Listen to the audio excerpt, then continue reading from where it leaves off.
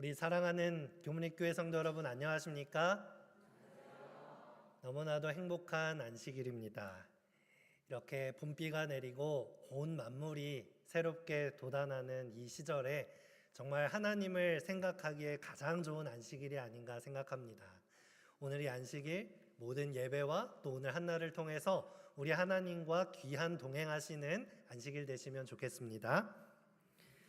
오늘 함께 날 인도하는 손 되잖아도 라는 제목으로 함께 말씀을 나누겠습니다. 먼저 하나님의 말씀 이사야 41장 10절의 말씀을 읽도록 하겠습니다. 제가 봉독해 올리겠습니다. 두려워하지 말라, 내가 너와 함께함이라. 놀라지 말라, 나는 내 하나님이 됨이라. 내가 너를 굳세게 하리라. 참으로 너를 도와주리라. 참으로 나의 의로운 오른손으로 너를 붙들리라. 아멘. 성경 안에는 참으로 많은 약속들이 있습니다. 그 중에도 방금 읽은 이 이사야 41장 10절은 저희들이 너무나도 사랑하고 또 의지하는 약속의 말씀이죠. 하나님께서 당신의 의로운 오른손으로 우리의 인생을 붙들어 주신다, 우리를 인도해 주신다 라고 하는 이 약속의 말씀은 우리가 낙담하고 힘이 들고 어려울 때에 참 의지가 되는 귀한 약속입니다.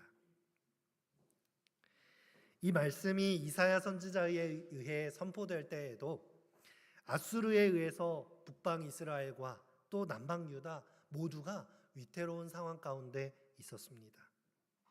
하지만 선지자를 통하여 하나님께서 당신의 오른손으로 여전히 보호하고 계시고 이 역사를 이끌어 주실 것이라고 하는 이 능력의 말씀은 아마 주님의 백성들에게 큰 힘이 되었을 것입니다.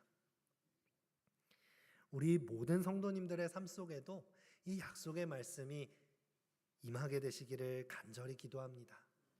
하나님의 능력의 오른손이 우리의 발걸음을 인도해 줄 줄을 이 시간 믿음으로 고백합니다. 요즘 우리나라를 살펴보면 참 어려운 시절을 지나고 있다라는 생각이 듭니다. 정치적으로도 경제적으로도 나라가 어렵고 우리의 삶이 어렵습니다. 세대 갈등, 성별 갈등, 노사 갈등, 모든 종류의 갈등이 정말 극에 달한 시대를 살고 있다라고 많은 사람들은 평가하고 있습니다. 요즘 같은 때에 하나님의 손길이 그 어느 때보다도 간절하지 않습니까?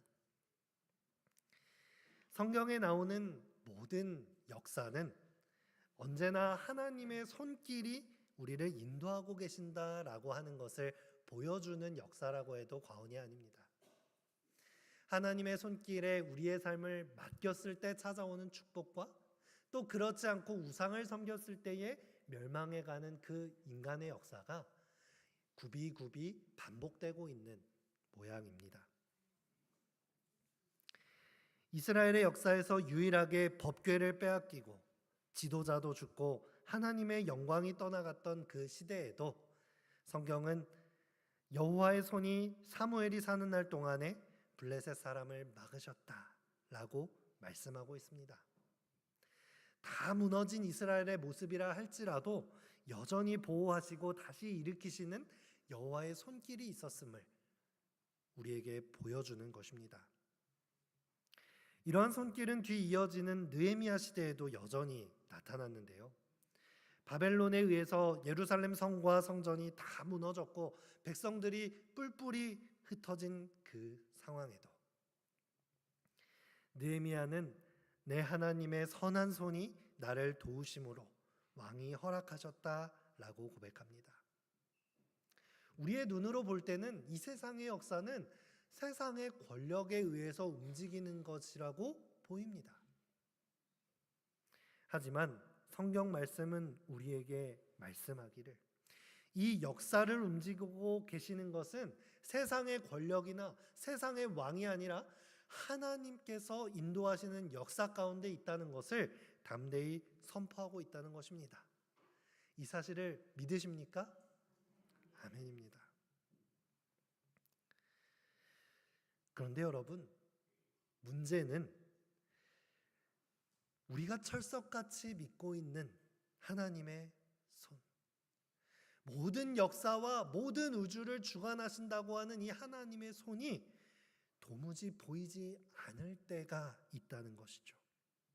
아무리 약속을 붙들고 기도하고 하나님의 손길을 내 삶에 펼쳐 보여달라고 아무리 기도해도 하나님의 손길은커녕 그분의 옷자락조차 보이지 않을 때가 얼마나 많이 있습니까? 분명히 성경은 하나님의 의로우신 오른손이 우리의 삶을 붙들어 주실 것이라고 약속하는데 그분의 손은 우리를 완전히 놓고 계신다라고 느껴질 때가 얼마나 많습니까? 세상은 하나님의 손이 아닌 사람의 손에 움직이는 것 같이 보이고 원수의 손은 더 잘 나가는 것처럼 보일 때, 이렇게 전혀 내 삶에 하나님의 손이 보이지 않을 때 우리는 어떻게 해야 하는 것일까요? 하나님의 손에 대한 약속만 덩그러니 남아있는 것 같을 때 우리는 어떻게 우리의 신앙을 붙잡고 어떻게 기도하며 나아가야 하는 것일까요? 오늘 말씀의 제목은 날 인도하는 손 되잖아도, 찬미가 502장에서 따오게 되었습니다. 날 인도하는 손 되잖아도 주님을 믿고서 따라가네. 이러한 믿음의 고백을 우리가 할 수 있으면 좋겠습니다.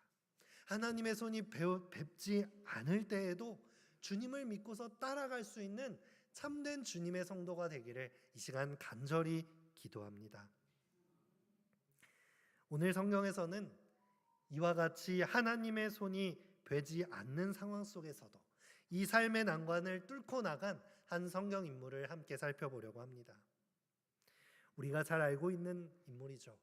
바로 요셉입니다.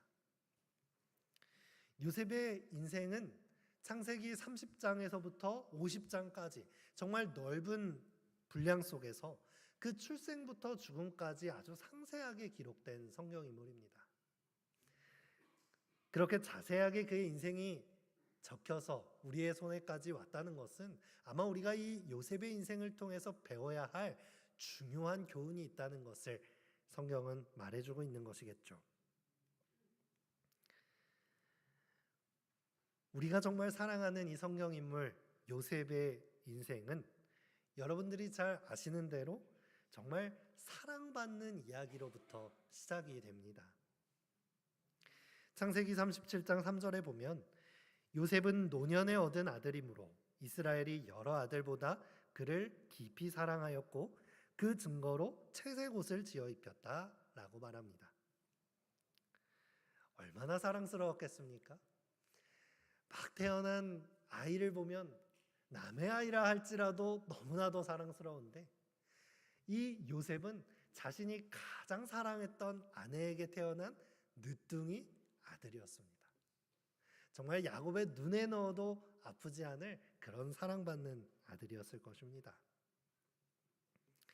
이렇게 사랑받던 요셉의 인생은 잠시 후에 전혀 다른 국면으로 접어들게 됩니다. 그 반대되는 국면의 시작은 바로 형들의 손이었습니다. 아버지의 심부름으로 인해서 멀리 양을 치러 나간 형들에게 음식을 가지고 찾아가게 되었습니다. 그런데 요셉은 형들의 손에 붙들리게 됩니다. 그들은 멀리서 요셉이 오는 것을 보고는 질투심과 분노에 사로잡혀서 자신의 동생 요셉을 죽여서 구덩이에 묻어버릴 계획을 하게 됩니다. 안 그래도 아버지께 차별 대우받아서 화나 죽겠는데 요셉은 얄밉게도 무슨 이야기를 합니까? 자신의 꿈 이야기를 하면서 자신들의 형님들의 곡식단이 요셉의 곡식단에게 절하게 될 것이다. 이런 꿈 이야기나 말하고 있는 요셉이 얼마나 얄미웠을까요? 그런데 그것은 얄미운 감정, 형제들 사이에 일어나는 작은 다툼의 감정을 뛰어넘어서 이거 아버지 손에서 멀리 떨어졌을 때 요셉을 죽여도 되겠다라고 하는 정말 잔인한 계획을 그 마음에 품을 정도로 이 형제들의 분노는 이루 말하지 못했던 것입니다. 다행히 첫째 형인 르우벤은 요셉의 생명을 구하기를 원했어요. 얘들아, 정신 차리자. 이 요셉은 우리의 동생이야. 우리 아버지의 사랑하는 아들이라고. 요셉을 죽이지 말고 그냥 구덩이에 던지는 것만으로 우리의 화를 달래보자. 창세기 37장 21절로 22절의 말씀입니다. 르우벤이 듣고 요셉을 그들의 손에서 구원하려 하여 이르되 우리가 그의 생명은 해치지 말자. 이르되 피를 흘리지 말라. 그를 광야 그 구덩이에서 던지고 손을 그에게 대지 말라 하니 이는 그가 요셉을 그들의 손에서 구출하여 그 아버지에게로 돌려보내려 함이었더라. 우리는 여기서 요셉의 상황을 보여주는 아주 중요한 표현, 이 상황을 단적으로 표현해주는 함축적인 단어를 보게 되는데 그것은 바로 그들의 손입니다. 지금 이 사랑받던 요셉의 인생이 어디에 붙들렸습니까? 그들의 손. 그의 형제들의 분노한 손에 붙들리게 된 것입니다. 요셉의 생명뿐 아니라 그의 꿈까지도 전부 이들의 손에 달려있게 된 것입니다. 요셉을 죽이려고 마음먹었던 형들은 그가 그렇게 말하던 하나님께서 주신 그 꿈이 우리가 그의 생명을 해칠 때에 어떻게 되는지 한번 지켜보자. 요셉의 형들은 자신의 손에 내놓은 이 목숨을 풍전등화처럼 앞둔 이 요셉을 두고 하나님도 눈에 보이지 않았고요. 부모님도 눈에 보이지 않았습니다. 여러분, 우리는 우리의 삶 속에 때때로 주체할 수 없는 분노의 감정 혹은 악한 감정이 들어왔을 때 조심해야 합니다. 그럴 때의 사단은 우리의 분노한 손으로는 그 어떤 것도 거치지 않고 심지어는 하나님의 뜻이나 하나님의 계획도 거스르면서까지 내 손으로 모든 것을 선택할 수 있다고 구슬르게 됩니다. 요셉의 형들의 마음은 교만에 가득 차서 하나님의 꿈도 하나님의 손길도 모두 보지 못하게 된 것입니다. 첫째 형 르우벤에 의해서 구사일생하는 것처럼 보이는 이때에 또 다른 손이 등장합니다. 바로 이스마엘 사람의 손입니다. 우리 함께 창세기 39장 1절의 말씀, 이 말씀을 함께 읽어보겠습니다. 시작. 요셉이 이끌려 애굽에 내려가매 바로의 신하 시위대장 애굽 사람 보디발이 그를 그리로 데려간 이스마엘 사람의 손에서 그를 사니라. 요셉은 형들의 손에 의해 이스마엘 사람들, 즉 미디안 노예 상인들에게 팔려갑니다. 그리하여 요셉의 인생은 요셉의 의지와는 전혀 상관없이 그 삶의 주도권을 완전히 빼앗기게 됩니다. 형들의 손에서 상인들의 손으로 넘어가게 된 것입니다. 그리고 또 한 번 요셉은 이 이스마엘 상인들의 손에서 보디발의 손으로 넘겨지게 됩니다. 여러분, 이 과정을 한번 잘 살펴보시기 바랍니다.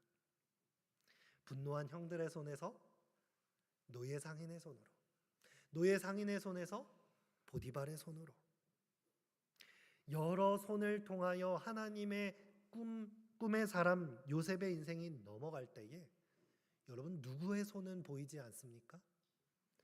하나님의 손은 보이지 않는 것이에요. 요셉의 삶에서 하나님의 손길이 어쩌면 가장 필요해 보이는, 가장 절실한, 생명이 위태한 이 순간에 하나님은 침묵하고 계시는 것처럼 보입니다. 요셉이 기도하지 않았겠습니까? 하나님, 저를 제발 좀 살려주세요. 저희의 인생이 어떻게 펼쳐질지 모르겠습니다. 하나님, 저를 보호해 주세요. 그렇게 애원하는 음성 속에도 오직 그의 눈에 보이는 것은 구덩이에 쳐넣는 형들의 손만 보였을 것이요, 하나님께서 나를 붙들어 주신다는 그 의의 오른손은 보이지 않는 것입니다.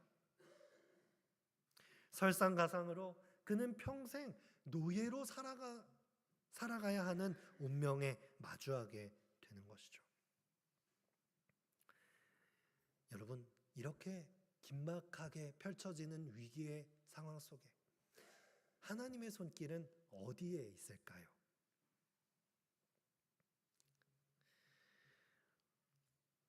우리들도 때로 신앙생활을 하고 있으면서도 이런 요셉과 같은 고민에 빠질 때가 있다고 생각합니다. 나는 열심히 신앙생활을 하고 있는 것 같은데 이유 없이 고난을 당할 때가 있는 것이죠. 하나님께 정말 나의 간절한 기도 제목을 두고 오랜 시절 동안 간절히 기도해 왔는데 그 응답이 전혀 되지 않는 것처럼 느껴지는 것입니다. 하나님의 음성을 듣고 싶고 그 음성만 들린다면 그 음성에 즐겨 순종하고 싶은 마음이 가득한데 하나님의 음성이 들리지 않는 것이에요. 여러분, 이럴 때에 우리는 어떻게 하겠습니까? 하나님의 손길이 없다고 고백하며 나의 신앙을 저버리고 등 돌려 돌아서시겠습니까? 그렇게 해서는 안 되겠죠. 우리가 이 문제에 대한 해답을 우리 마음속에 명확하게 가지고 있어야지만 우리의 신앙이 흔들리지 않고 보이지 않는 하나님의 손길을 우리는 붙잡을 수 있는 성도가 될 수 있을 것입니다. 우리 각자가 가진 고난과 고민의 종류는 그 어떤 종류와 크기에 상관없이 각자가 경험하는 것이 가장 큰 것일 것입니다. 다른 사람과 비교한다는 것이 사실 의미가 없는 것이죠. 그래도 여러분, 성경에 이 요셉의 파란만장한 출생부터 죽음까지의 이 모든 인생을 모두 실어놓으신 하나님의 이유가 무엇일까요? 아마도 그 이유는 그래도 우리의 삶이 정말 고난 가운데 있다 할지라도 요셉만큼이나 파란만장할 수 있겠습니까? 아마도 정말 기구한 인생을 살아간 이 요셉이 이러한 상황 속에서도 하나님의 손을 붙잡았다는 것을 바라보면서 우리도 고난 가운데일지라도 하나님의 손을 붙잡기를 바라는 하나님의 마음이 담겨 있다고 생각합니다. 과연 우리의 눈에 보이지 않는 하나님의 손길, 이 하나님의 손길은 어디에 있을까요? 우리는 이에 대해서 성경 속에서 하나의 힌트를 발견할 수 있습니다. 바로 그것은 형통이라고 하는 단어입니다. 요셉은 꿈의 사람이라고 하는 별명도 있지만 형통한 사람 요셉이라고 하는 별명이 또한 있는데요. 창세기에서 요셉을 형통한 사람이라고 지칭하기 때문입니다. 창세기 39장 2절로 3절의 말씀을 보시겠습니다. 여호와께서 요셉과 함께 하심으로 그가 형통한 자가 되어 그의 주인 애굽 사람의 집에 있으니 그 주인이 여호와께서 그와 함께 하심을 보며 또 여호와께서 그의 범사에 형통하게 하심을 보았더라. 여러분, 이 장면은 우리 눈에 보기에는 하나님의 손길이 하나도 없다고 평가되는 그때, 형들의 손에서 이스마엘의 손으로, 이스마엘 상인의 손에서 보디발의 손으로 넘어가는 그 과정을 묘사하는 성경절입니다. 참 이상하지 않나요? 이 고난의 시기, 요셉이 가장 고난을 겪고 있는 이 시기, 그의 인생이 세상의 권력의 손에 의해서 이리저리 넘어지고 있는 그 시기에 오히려 성경은 요셉을 무엇이라고 평가합니까?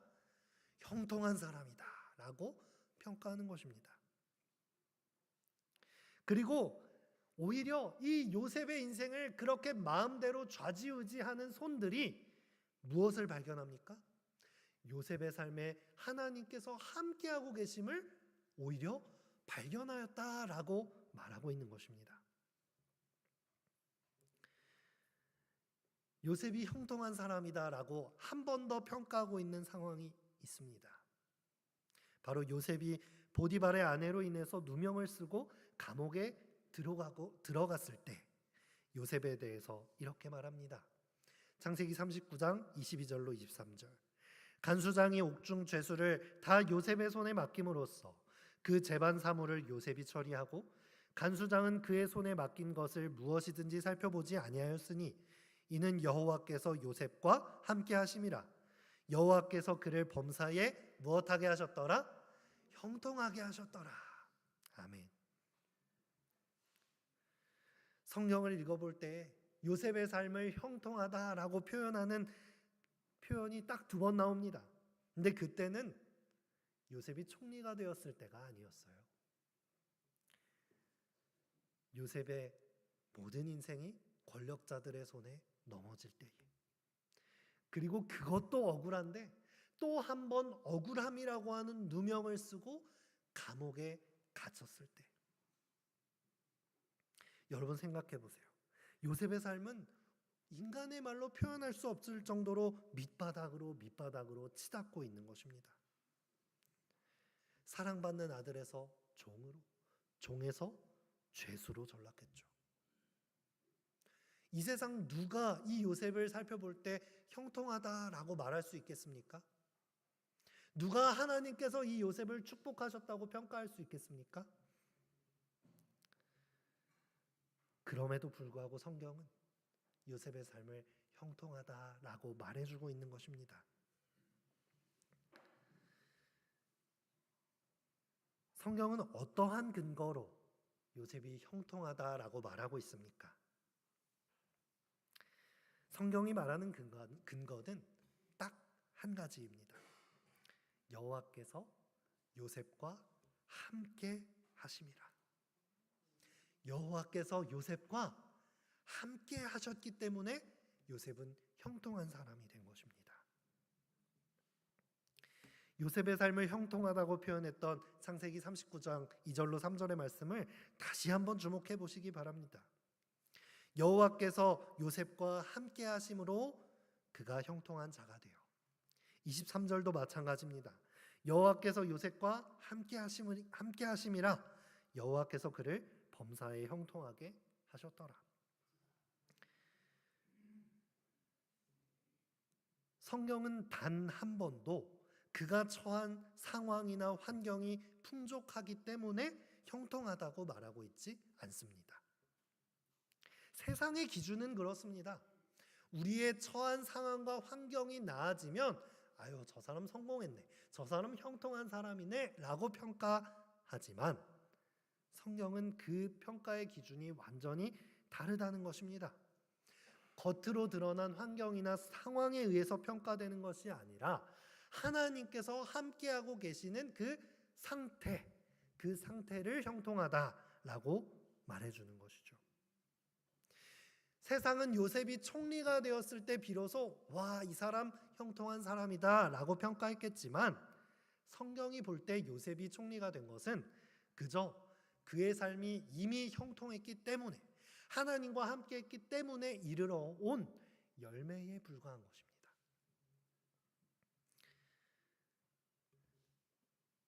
비록 요셉의 상황은 세상의 권력자들의 손에 이리저리 옮겨 다녔을지 몰라도 요셉은 오히려 이 고난 속에서 하나님을 완전히 의지하고 함께하는 상태였던 것입니다. 형통한 사람 요셉은 하나님의 손이 도대체 어디 있느냐고 하나님께 원망하거나 불평하는 삶을 살지 않았습니다. 오히려 그렇게 평가하는 것은 세상의 시선입니다. 도대체 하나님의 손이 어디 있어? 하지만 요셉은 이미 함께하고 계시는 하나님의 손을 붙잡은 것입니다. 그리고 오히려 요셉은 하나님의 손이 없다고 불평하는 것이 아니라 자신의 삶, 자신의 일상을 통해서 하나님의 손을 드러내는 삶을 살아간 것입니다. 보디발이나 간수에게 하나님의 손을 보여주는 삶, 그가 맡은 일들 속에서 자신이 살아가는 일상 속에서 그 맡은 바를 성실히 수행함으로 인해서 남들은 하나님의 손이 거두어졌다고 하는 순간에 오히려 하나님의 손이 자신을 붙들고 계심을 드러내는 삶을 살았다고 하는 것입니다. 그것이 바로 하나님의 손입니다. 창세기 39장 3절 말씀을 다시 한번 보시겠습니다. 그의 주인이 여호와께서 그와 함께 하심을 보며 또 여호와께서 그의 범사에 형통하심을 보았더라. 여기서 그의 범사에 모든 일에 라고 번역된 원어를 살펴보면 야드라고 하는 단어를 쓰고 있습니다. 더 정확히는 그의 손, 요셉의 손에 축복을 주셨다라는 단어를 쓰고 있어요. 요셉이 부지런히 움직이고 있는 그 삶, 성실하게 살아가는 그 삶 속에 하나님께서 역사하고 계셨다는 것입니다. 그래서 공동 번역은 이 구절을 더 원어에 가깝게 번역하고 있는데요. 그의 손이 닿는 것은 무엇이든지 야훼께서 잘 되게 해주셨던 것이다 라고 번역하고 있는 것이죠. 즉 요셉의 손에 맡겨진 모든 일들을 통해 형통함을 이루셨다는 거예요. 이것은 간수장도 마찬가지인데요.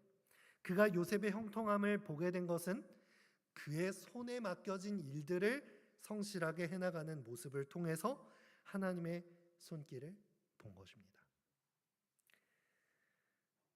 여러분, 하나님의 손이 보이지 않는 때에 하나님의 손은 어디에 있습니까? 하나님의 손은 이미 요셉의 손에 함께하고 계셨던 것입니다. 하나님의 손은 이미 우리의 손에 함께하고 계시다는 거예요. 즉 다시 말하자면 성경이 말하는 형통함은 무엇입니까? 하나님께서 함께하신 플러스 성실한 요셉의 손, 이 두 가지가 합쳐진 결과가 하나님의 손길이라는 거예요. 우리는 정의를 다시 내려야 하는 것입니다. 하나님의 손길은 우리가 생각하듯이 기적적으로 우리 삶에 역사하셔서 내가 당한 시련과 내가 당한 고난과 어려움을 기적적으로 마법처럼 해결해 주시는 것이 하나님의 손길이 아니에요. 하나님, 제가 이러한 고난을 당했으니 하나님의 손길을 베푸셔서 저의 고난을 해결해 주세요 라고 가만히 앉아서 기도할 때가 얼마나 많습니까? 그것은 우리가 하나님의 손길을 착각한 것이죠. 우리 마음대로 생각한 것이에요. 오히려 사단이 우리에게 들려주는 달콤한 유혹에 가깝습니다. 야, 지금 힘들고 어려운 상황에 하나님이 응답 안 해주시지? 이거 봐, 하나님 없어. 그러니 내가 주는 세상의 방법들을 선택해봐. 하나님을 의심하게 하고 하나님의 뜻을 기다리지 못하게 하고 이미 함께하고 계시는 하나님의 손길을 발견하지 못하게 하는 사단의 생각인 것입니다. 하나님의 손길은 우리가 시련과 고난 가운데 있을 때 어디에 있습니까? 바깥에서 우리의 상황을 어떤 힘으로 좌지우지하는 그런 힘으로 작용하는 것이 아닙니다. 이미 내가 인지하기 전부터 이미 우리의 시련과 고난에 함께 동행하고 계시는 것입니다. 죄악 세상이 가져오는 시련과 고난에 함께 하심으로써 그것을 헤쳐나가서 담대히 승리함으로 오히려 장성한 그리스도의 자녀가 될 수 있도록 우리와 함께 하시는 것이죠. 그리고 함께 하심으로 말미암아 우리의 삶을 통해 그 고난 속에서도 만족함과 감사함으로 부지런과 성실함으로 우리의 삶을 살아갈 때에 오히려 우리의 삶을 통해 하나님의 손길을 드러내시고자 하는 것이 하나님의 뜻이라는 것입니다. 우리는 하나님의 손을 오해하고 하나님의 손이 내 삶에 나타나기만을 간구하면서 정작 우리의 손을 놓고 있을 때가 얼마나 많습니까? 나는 가만히 앉아 있고 하나님의 손만 바쁘게 움직이기를 바라는 기도를 얼마나 자주 드리고 있습니까? 그러나 요셉의 이야기는 성실하게 고난 가운데 살아간, 묵묵하게 움직인 요셉의 손을 통해 형통함이라는 결과로 하나님의 손길을 드러내었음을 우리에게 보여주고 있는 것입니다. 성도 여러분, 우리가 하나님의 기적적인 손길만 바라는 것이 아니라 이미 함께하고 계시는 하나님의 손을 의지할 줄 아는 참된 그리스도인들이 되시기를 간절히 바라겠습니다. 내 삶을 통해서 하나님의 손길이 드러난다고 하면 그보다 가치 있고 감사한 일이 또 뭐가 있겠습니까? 그러한 감격의 인생을 함께 살아가게 되셨으면 좋겠습니다. 우리가 성경을 자세히 읽어보면 요셉이 처한 상황은 언제나 강자들의 손에 쥐어져 있었어요. 하지만 단 한 번도 그들의 손에 쥐어진 적이 없습니다. 요셉은 보디발의 종이었죠. 그가 아무리 성실하고 아무리 신뢰받는다 할지라도 그의 신분은 무엇입니까? 종입니다. 주인에게 속한 종에 불과해요. 주인의 손에 붙들렸다는 것이죠. 그러나 그들이 요셉의 삶을 움켜쥐려고 했지만 그의 삶은 움켜쥐지 않았어요. 대표적인 예가 보디발의 아내와의 일화이죠. 창세기 39장 7절과 10절에 보면 이 보디발의 아내는 집요하게 요셉을 유혹했습니다. 주인의 아내가 요셉에게 동침하기를 청했다. 날마다 요셉에게 동침하기를 청했다라고 말합니다. 한글 성경으로 보면은 마치 이것이 청유하는 것처럼 보이지만 이것이 어떤 부탁이었겠습니까? 아니죠. 이것은 명령형이었어요. 너 나랑 함께 동침해 라고 하는 명령이었겠죠. 하지만 이 종이었던 요셉은 자유인처럼 행동합니다. 12절 말씀. 그 여인이 그의 옷을 잡고 이르되 나와 동침하자. 그러나 요셉이 자기의 옷을 그 여인의 손에 버려두고 밖으로 나가매. 그 여인이 자신의 권력을 가지고 그의 인생과 그의 신념을 움켜쥐려고 했지만 요셉이 남겨놓은 것은 그의 옷에 불과했습니다. 형들과의 관계에서도 마찬가지였어요. 형들은 그 요셉의 삶을 움켜쥐려고 했지만 형들의 손에는 채색 옷만 들려졌죠. 그리고 그때마다 성경은 이야기합니다. 여호와께서 요셉과 함께 하심으로 그가 형통한 자가 되었다. 여러분, 비결은 그것입니다. 겉으로 보기에는 세상에 이리저리 흔들리는 연약한 존재 같지만 그리스도인의 믿음은 가장 강력한 것입니다. 세상의 어떠한 강력한 힘도 믿음의 사람을 이리저리 움직일 수 없는 것이에요. 우리의 삶이 그렇게 되어야 하지 않겠습니까? 우리의 사랑하는 자녀들의 삶이 그렇게 되어야 하지 않겠습니까? 우리의 삶을 통해 하나님의 손길을 드러내고 형통함을 드러내는 삶이 되기를 간절히 바라겠습니다. 사랑하는 성도 여러분, 우리 중에 하나님의 손길이 보이지 않아서 고통 중에 계시는 분이 있습니까? 아무리 성경의 약속들을 붙들고 눈물로 기도하여도 응답되지 않는 것처럼 느껴지는 원수들의 손만 보이는 성도들이 계십니까? 그때에 이 요셉의 삶을 기억하시길 바랍니다. 인터넷에서 이런 만화를 본 적이 있습니다. 하나님께 기도하며 살아가는 한 그리스도인이 있었습니다. 그는 자신의 길을 지켜달라고 하나님께 기도하고 길을 나섭니다. 그런데 길을 걸어가던 중에 돌에 맞습니다. 그는 하나님께 따집니다. 하나님, 왜? 제가 지켜달라고 기도하지 않았습니까? 왜 하나님 저에게 이런 시련을 주십니까? 울며 따집니다. 그때에 이 그리스도인은 뒤를 돌아보았습니다. 하나님의 손길이 없다고 생각하는 그때, 없다고 생각되어지는 그때에 하나님께서는 이미 우리 뒤에 함께하고 계셨고 이미 우리의 고난을 담당해주고 계시다는 것을 그는 기도의 자리에서 발견하게 된 것입니다. 여러분, 우리는 고난과 시련 가운데에서 때로는 내 당면한 상황만을 바라봅니다. 앞만 바라보면서 내 상황이 해결되기만을 간구합니다. 하지만 우리가 시련 가운데 바라봐야 할 것은 기도의 자리로 나아가 뒤를 바라봐야 합니다.